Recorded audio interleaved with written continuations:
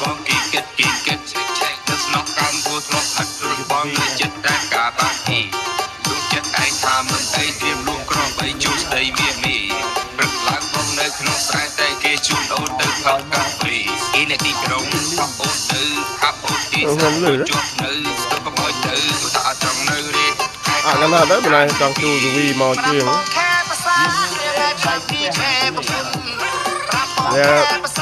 វាអត់ទៅបានទេ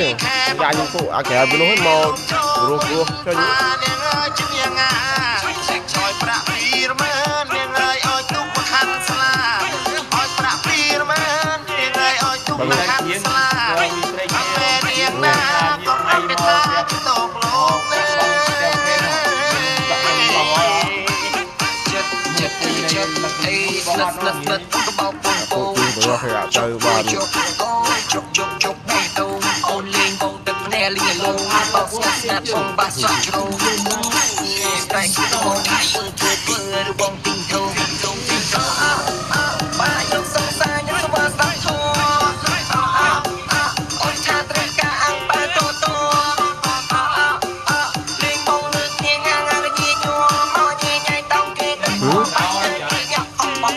នោះមិនតាក់កណ្ដាលអូឃើញម៉ូតូអានោះមិនប្រាប់ដាក់កណ្ដាលឃើញមានប្រាប់រូបដាក់អីបានធ្វើតែបាបទេម៉ែមកធ្វើចិត្តបាយកាត់អាណត្តិឲ្យខ្លួនក៏មិនស្រួលអាចចិត្តធ្វើអត់មានលុយឲ្យដូចមេស្រីដែរដូចគ្នាឡើយគាត់ធ្វើហ្នឹងមកសាគេបេះសពថ្ងៃជាគេអ្នកមាននឹង